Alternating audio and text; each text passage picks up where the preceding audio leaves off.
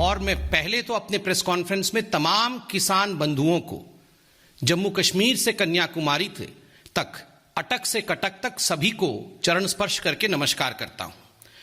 अभी थोड़े समय पहले किसान मंत्री आदरणीय तोमर जी ने भी बहुत महत्वपूर्ण अनाउंसमेंट्स किया है कि किस प्रकार 25 तारीख को सुशासन दिवस के अवसर पर लगभग 18,000 करोड़ रुपए, 9 करोड़ जो किसान बंधु हैं उनके अकाउंट तक पहुंचेंगे। आज हमने यह भी देखा है कि बहुत सारे किसान संगठन, भारतीय जनता पार्टी की सरकार ने जो 3 बिल वो लेके आई है उसके समर्थन पे वो उतरी हैं।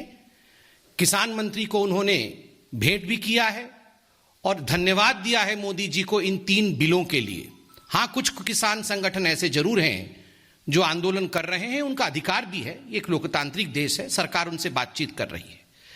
मगर यह उचित होगा हमारे पक्ष में कि कुछ अवांछित वामपंथी दल जिस प्रकार से किसानों के कंधों पर बंदूक रख के अपनी राजनीति साधने की कोशिश कर रहे हैं, उसके विषय में भी हम यहां खुलासा करें।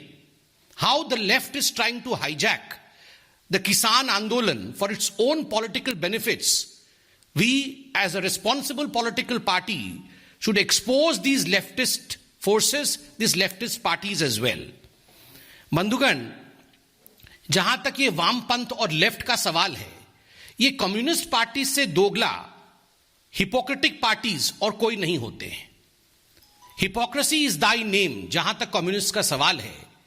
और इन्होंने दोगलेपन में जिस प्रकार से सारे सीमाओं को लांघ दिया है, आज मैं वो फहरिस्त आपके सामने रखूंगा किस प्रकार इन वामपंथियों ने, भिन्न भिन्न संस्थाएं और उनकी सरकारों ने किसानों के ऊपर कई अत्याचार किए हैं। ये बात अलग है कि आज वो दिखावा कुछ और कर रहे हैं। 3 मुख्य ऐसे राज्य रहे हैं जहां या तो वर्तमान में या विगत सालों में वामपंथ की सरकार रही है।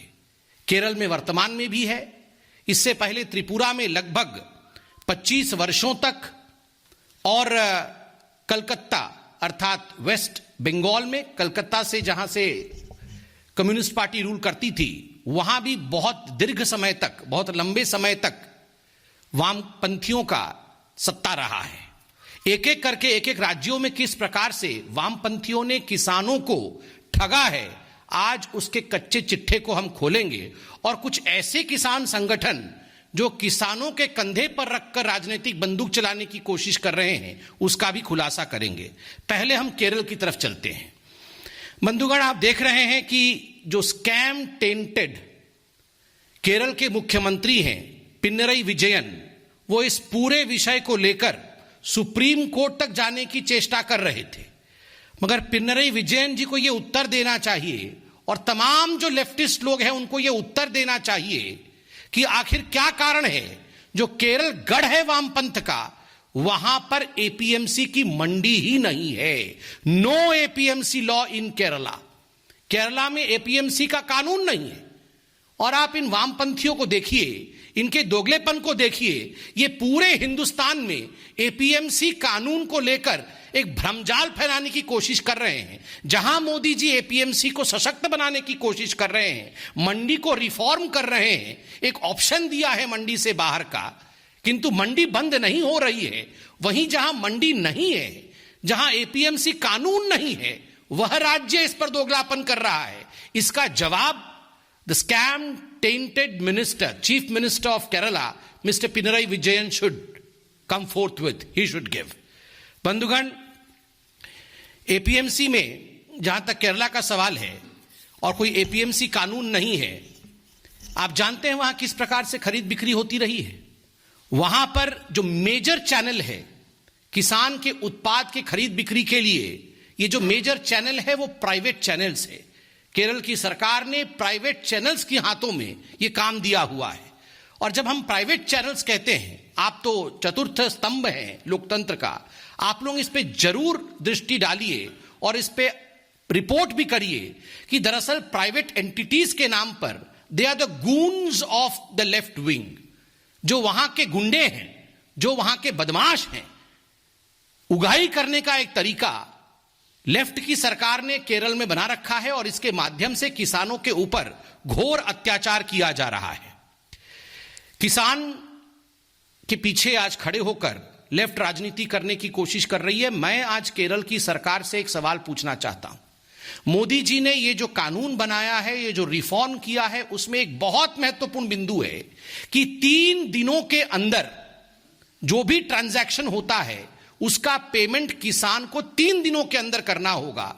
अगर 3 दिनों के अंदर पेमेंट नहीं होता है तो किसान कोर्ट जा सकता है और जो करार करता है उसको स्यू कर सकता है, उसके खिलाफ केस कर सकता है। क्या केरल की सरकार इसके खिलाफ है? क्योंकि जो प्राइवेट एंटिटीज हैं जो खरीद बिक्री केरल में करती हैं, उनके ऊपर तो इस प्रकार का कोई कानून नहीं है। उनको जब मन तब पेमेंट करते हैं, सालों तक पेमेंट लंबित रहती है केरला में। यहां मोदी जी ने 3 दिन का एक स्टिप्यूलेटेड टाइम पीरियड दिया है कि हमारे भगवान, हमारे अन्नदाता को कोई परेशान नहीं कर सके, 3 दिन के अंदर उसकी पेमेंट हो जानी चाहिए। केरल सरकार इस कानून को क्यों रद्द करवाना चाहती है और क्यों ऐसा चाहती है कि उनके जो कोट अनकोट उनके कार्यकर्ता है, जो प्राइवेट एंटिटीज के रूप में प्रोडक्ट्स खरीद रहे हैं, उनको बढ़ावा मिले? इस पर जवाब दे। केरल में मंडी को विपणनी कहते हैं। आप आज जाके देखिए, ये जो विपणनी होते हैं, जहां पर ये प्राइवेट एंटिटी खरीद बिक्री करते हैं, किसकी कंट्रोल इन विपणनी पर है आपको मालूम पड़ेगा। पूरी तरह से उनके खुद के कार्यकर्ता वहां बैठे हुए हैं। दूसरा राज्य जिसके विषय में आज हम बात करने वाले हैं वो है त्रिपुरा। बंधुगण, आप जानते हैं 25 वर्षों तक, 1993 से 2018 तक, अभी 2018 तक त्रिपुरा में वामपंथ की सरकार रही है। और मुझे बोलते हुए खेद हो रहा है, दुख हो रहा है। And just look at the dire hypocrisy of the left parties. आपको जान के आश्चर्य होगा कि त्रिपुरा में इन 25 वर्षों तक कोई भी एमएसपी नहीं था। मिनिमम सपोर्ट प्राइस की आज हम बात कर रहे हैं कि त्रिपुरा एकमात्र ऐसा राज्य था 25 वर्षों तक वामपंथ के अंतर्गत, त्रिपुरा एकमात्र राज्य था जहां पर एमएसपी लागू नहीं होती थी। न्यूनतम समर्थन मूल्य किसान को नहीं दिया जाता था। और आज ये तमाम वामपंथी लीडर प्रेस कॉन्फ्रेंसेस कर रहे हैं, ये किसान के हितैषी बने हुए हैं। 25 वर्षों तक आप त्रिपुरा के किसान को लूटते रहे। और ये तो शुक्र है कि भारतीय जनता पार्टी की सरकार जब 2018 में त्रिपुरा में आई तो सबसे पहला काम जो भारतीय जनता पार्टी की सरकार ने त्रिपुरा में किया वो है प्रोक्योरमेंट ऑफ पैडी। किस प्रकार से जो धान है, धान की प्रोक्योरमेंट में मैं आपको बता दूं 48,716 मैट्रिक टन ये प्रोक्योरमेंट किया धान का 27,735 किसानों से। और जो कुल खर्च इसमें हुआ वो 86.65 करोड़ रुपया का। ये बीजेपी की सरकार जब सरकार में आई त्रिपुरा में तो पहला काम ये बीजेपी की सरकार ने किया। और तो और त्रिपुरा में हायर मिलिंग चार्ज होने के बावजूद जो एडिशनल एक्सपेंस बियर करना पड़ता है, यह भी भारतीय जनता पार्टी की सरकार ने त्रिपुरा में बियर किया, जो कि लगभग 6 करोड़ रुपए का था। जो किसान पहले त्रिपुरा में वामपंथ के अंतर्गत अपने चावल को 10 से 12 रुपए प्रति केजी बेचता था, वही अब भाजपा के शासन में 18.5 रुपया प्रति केजी बेच रहा है। तो आप बताइए, कल्याण किसके युग में हो रहा है? वामपंथ के युग में कल्याण हुआ था या हमारे युग में हो रहा है? आपको जान के आश्चर्य होगा, जब वामपंथ का सत्ता केरल में था तो लगभग 2017-18 में जो एग्रीकल्चरल ग्रोथ रेट था त्रिपुरा में वो 6.4% था, मात्र 6.4%। अब भारतीय जनता पार्टी की सत्ता त्रिपुरा में है 2 कंसेक्यूटिव ईयर्स, 2018-19 और वर्तमान का 2019-20। इसमें आपको जान के खुशी होगी कि एग्रीकल्चरल ग्रोथ रेट 13.5% है। जहां जहां वामपंथ रहा है वहां वहां किसानी डूबी है, वहां वहां किसान पर अत्याचार हुआ है। और जब जब भाजपा आई है किसान आगे बढ़ी है। The idiom in English is wherever there is left there is nothing left of economy. ये बिल्कुल सही है, जहां भी लेफ्ट होती है वहां इकोनॉमी की, वहां किसानों का कुछ भी बचता नहीं है, सब कुछ समाप्त हो जाता है। बंधुगण, मैंने कहा 3 राज्य, हमने केरल की गाथा सुनी, हमने त्रिपुरा में वामपंथ की लूट की कहानी सुनी। अब जो तीसरा राज्य है, महत्वपूर्ण राज्य है, वो है बंगाल का। बंगाल में आप जानते हैं लेफ्ट और लेफ्ट के बाद तृणमूल का शासन किस प्रकार से किसानों के लिए घातक रहा है। देखिए, लेफ्ट के समय जो एपीएमसी एक्ट लेफ्ट ने बनाया था बंगाल में, वो केवल और केवल पैसा उगाने के लिए बनाया गया था। और मैं आपको बहुत महत्वपूर्ण एक जानकारी देता हूं कि ये जो मंडियां तो थी, मगर मंडी तक पहुंचने से पहले टोल गेट्स बनते हैं, वैसे उन्होंने नकली टोल गेट बनाया हुआ था जिसका नाम नाकाबंदी कहा जाता है। नाकाबंदी करके वहां टोला चार्ज, जिसके विषय में अभी आदरणीय अमित शाह जी ने और आदरणीय जगत प्रकाश नड्डा जी ने बताया, वही पद्धति अभी तक कंटिन्यू किए हुए थे ममता बनर्जी ने। टोला चार्ज लेके, टोला फीस लेके फार्मर जो है वो अपने प्रोड्यूस को बेचा करता था, वो अपने उत्पाद को बेचता था। कहीं ना कहीं एपीएमसी एक्ट का दुर्व्यवहार टीएमसी की सरकार और उससे पहले लेफ्ट ने किया हुआ है। बंगाल में एक खासियत है, वहां के मौसम के कारण वहां आलू का उत्पाद बहुत अधिक है, और यह आलू के उत्पाद के कारण जो प्राइवेट कॉन्ट्रैक्ट फार्मिंग होती है, खास करके पेप्सी की, लेज और अंकल चिप्स के लिए उसका अधिकांश जो उत्पाद होता है और जो करार हुआ है वो बंगाल में हुआ है। लगभग 11,000 ऐसे किसान हैं जिन्होंने ये करार किया हुआ है, और ये जो पूरा बिजनेस है वहां पोटैटोज का और एक कंपनी को लेकर, वो लगभग 9,500 करोड़ का है। तो ये आपने जब ये कॉन्ट्रैक्ट फार्मिंग किया तो वामपंथ के समय में किया था, ये उस समय ये ठीक था। हमने जब कॉन्ट्रैक्ट फार्मिंग की बात की तो वामपंथ को ये प्राइवेट एंटिटी के हाथ में किसानों को बेचने के तरह लगता है। आप जब प्राइवेट एंटिटी को बुलाकर लाते हैं, वहां इतना बड़ा कारोबार करने की चेष्टा करते हैं, तो वो ठीक है। मगर जब हम कहते हैं कि केवल पोटैटो नहीं, बाकी लोग भी करार कर सकते हैं, तब आप उस पर उंगली उठाते हैं। बंधुगण, सबसे बड़ी बात है कि जो कम्युनिस्ट गवर्नमेंट है, उन्होंने 2009 में एपीएमसी एक्ट में अमेंडमेंट करके जो एमएनसीज हैं उनको और ये जो प्राइवेट एंटिटीज हैं इनको उन्होंने एंट्री दी थी फ्री मार्केट में। तो ये जो कम्युनिस्ट आज कह रहे हैं कि प्राइवेट एंटिटी नहीं घुसना चाहिए, ये इनकी हिपोक्रेसी और इनके दोगलेपन को दर्शाता है। और आश्चर्य की बात है, ये जो अमेंडमेंट आपने एपीएमसी कानून में किया था 2009 में, उस समय आपने कोई प्रावधान नहीं रखा था कि स्टिप्यूलेटेड टाइम पीरियड के अंदर पेमेंट होना चाहिए। हमने जो सेंट्रल कानून रखा है उसमें हमने यही करार का क्लॉज रखा है, प्लस हमने ऐड किया है कि 3 दिनों के अंदर पेमेंट हो जाना चाहिए। इसमें आपत्ति क्यों है? अगर पोटैटो ग्रोअर्स को, जो आलू उत्पादक हैं, उनको 3 दिनों के अंदर उनकी पेमेंट मिल जाएगा, उनकी भुगतान हो जाएगी, उनका जीवन सुधर जाएगा, तो आपको क्या परेशानी है? बंधुगण, बंगाल में अभी की परिस्थिति तो आप जानते ही हैं। आज ममता जी के कुछ जो कार्यकर्ता हैं वे किसानों से मिलने गए थे, किंतु पीएम किसान निधि अभी 18,000 करोड़ रुपए प्रधानमंत्री मोदी जी रिलीज करेंगे, डायरेक्टली 9 करोड़ फार्मर्स के अकाउंट में जाएगा डीबीटी के माध्यम से। मगर पीएम किसान निधि को लेकर जिस प्रकार की राजनीति ममता बनर्जी कर रही है, वो कह रही है पैसा डायरेक्टली मत भेजिए, आप पैसा हमें दे दीजिए, हमारे ट्रेजरी में दे दीजिए, मैं बांटूंगी किसको बांटना है किसको नहीं बांटना है। मतलब आप एक इलेक्शन फंड क्रिएट करना चाहते हैं। जहां तक बंगाल का सवाल है, यह कहना अतिशयोक्ति नहीं होगा कि Bengal has only travelled from the frying pan to the fire. पहले फ्राइंग पैन के ऊपर थी कम्युनिस्ट सरकार और अब वो आग में आके गिर चुकी है तृणमूल कांग्रेस के अंतर्गत।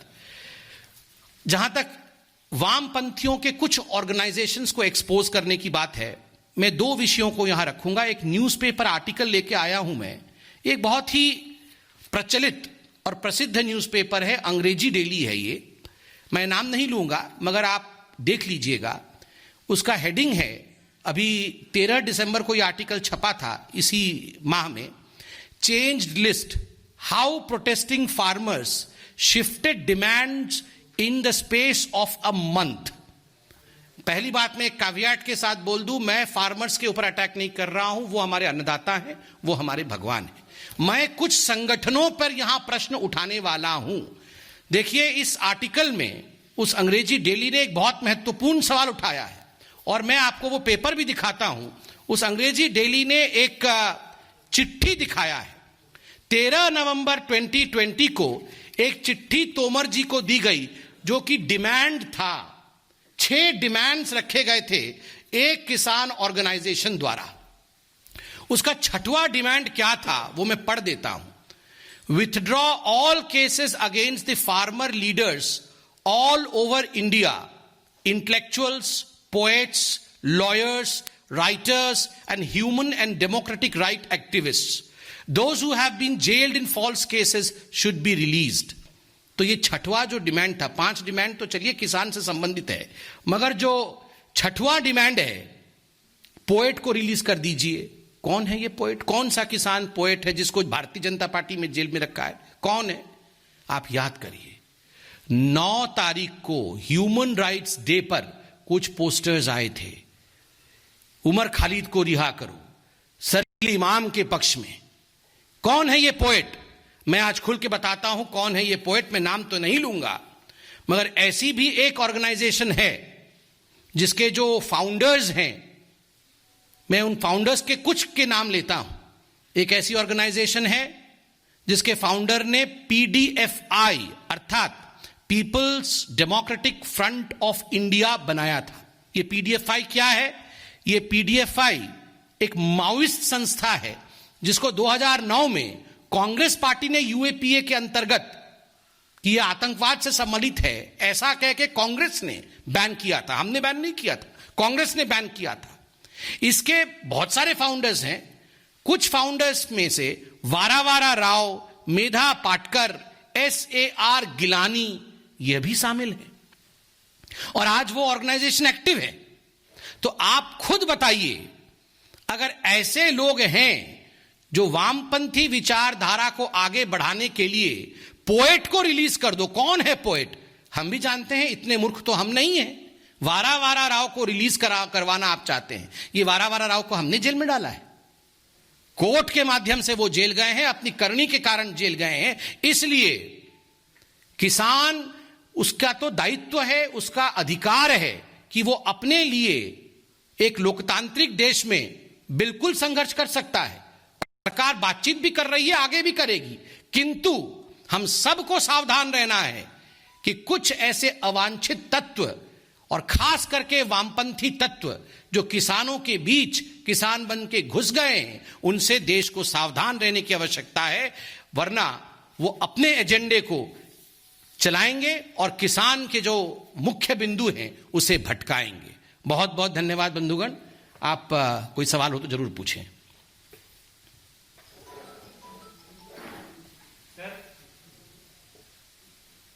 यस, बताइए। राहुल गांधी जो है 11,000 किसानों को हस्ताक्षर लेकर के